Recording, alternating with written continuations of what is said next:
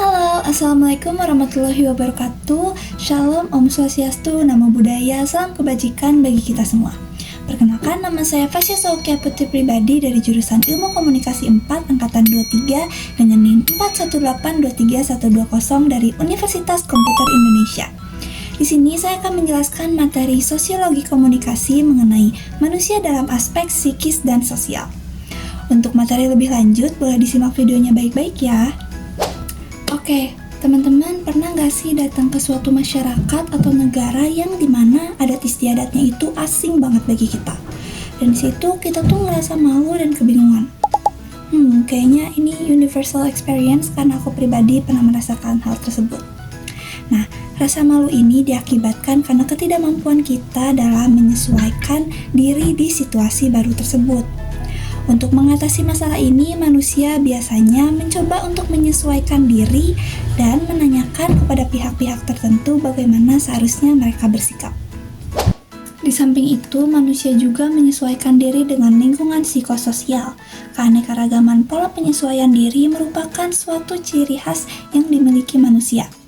Seperti bayi yang baru lahir biasanya tidak berdaya sama sekali. Artinya, manusia membutuhkan waktu dan proses untuk melatih diri dengan petunjuk pihak lain, seperti orang tua. Dalam perjalanan hidupnya, manusia akan terus-menerus mengubah pola perilaku yang semula dianutnya. Perubahan ini bisa disebabkan oleh pikirannya sendiri atau hubungan dengan pihak lain. Masuk ke tipe-tipe perilaku sosiologis. Tipe-tipe perilaku sosiologis ada dua, yaitu kehendak dan kepentingan. Yang pertama, kehendak. Menurut William Isaac Thomas, seorang sosiolog dan psikolog sosial dari Amerika, mengatakan ada 4 kehendak. Menurutnya, jika objek yang ingin diteliti adalah suatu kelompok, maka yang diteliti jangan hanya aktivitas dan penyesuaiannya saja, tetapi juga perubahan yang terjadi dalam kehidupan batiniah, baik sikap, kehendak, dan perasaan. Dengan demikian, adanya suatu klasifikasi kemana orang-orang akan dimasukkan ke dalam satu tipe yang sama atau berbagai tipe yang berbeda. Thomas mengakui bahwa manusia memiliki kehendak yang sangat bervariasi, maka dari itu ia mencoba untuk mengklasifikasikannya kembali. Nah, ada 4 nih. Yang pertama, untuk kehendak untuk mencari pengalaman baru. Yang kedua, kehendak akan keamanan. Yang ketiga, kehendak untuk ditanggapi. Dan yang terakhir, kehendak untuk diakui. Oke, penjelasan yang pertama yaitu kehendak untuk memiliki atau mencari pengalaman baru. Semua pengalaman yang memiliki persamaan seperti dengan tertangkap, melarikan diri, lolos dari kematian, dan sebagainya merupakan pengalaman yang menegangkan. Di sini Thomas membicarakan pengalaman yang terjadi menjadi ciri kehidupan awal manusia. Dalam keadaan itu, terjadi transformasi yang lambat dari taraf asli ke taraf yang rumit. Keadaan demikian lazimnya disebut pola mengejar kepentingan. Lalu yang kedua ada kehendak akan keamanan. Kehendak ini didasarkan oleh rasa takut akan cedera atau bahkan sampai kematian yang terwujud dalam rasa malu atau keinginan untuk melarikan diri. Individu yang dikuasai oleh kehendak ini biasanya memiliki sikap yang hati-hati, konservatif, cenderung berperilaku pada kebiasaan reguler dan pekerjaan sistematis. Lalu yang ketiga ada kehendak untuk ditanggapi. Kehendak ini timbul dari kecenderungan mencintai, menghendaki penghargaan, dan memberikan apresiasi. Perwujudannya seperti kasih sayang seorang ibu kepada anak dan tanggapan anak terhadap kasih sayang tersebut. Dan yang terakhir ada kehendak untuk diakui. Kehendak ini terwujud dalam perjuangan untuk mendapat kedudukan yang berpengaruh di kelompok sosial.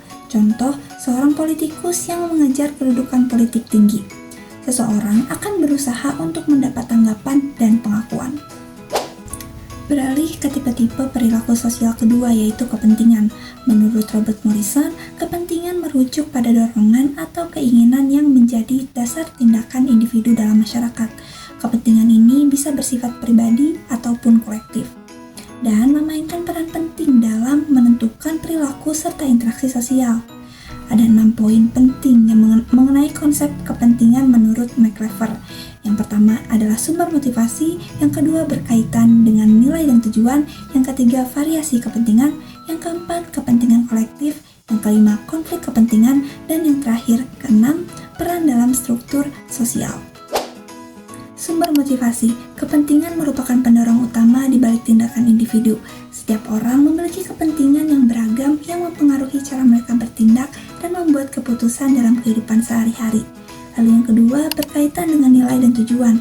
Kepentingan seringkali terkait erat dengan nilai-nilai yang dianut individu dan tujuan yang ingin dicapai. Nilai dan tujuan ini memberikan arah dan makna pada tindakan yang diambil oleh individu. Lalu yang ketiga, variasi kepentingan. Kepentingan dapat bervariasi antara individu satu dan individu yang lainnya, bergantung pada latar belakang pengalaman dan kondisi sosial mereka. Selain itu, kepentingan juga bisa berubah seiring waktu, sesuai dengan perkembangan individu dan perubahan dalam masyarakat. Yang keempat ada kepentingan kolektif. Selain kepentingan pribadi, ada juga kepentingan kolektif yang mencerminkan kebutuhan dan keinginan kelompok atau masyarakat secara keseluruhan. Kepentingan kolektif ini bisa menjadi dasar bagi kerjasama dan solidaritas sosial.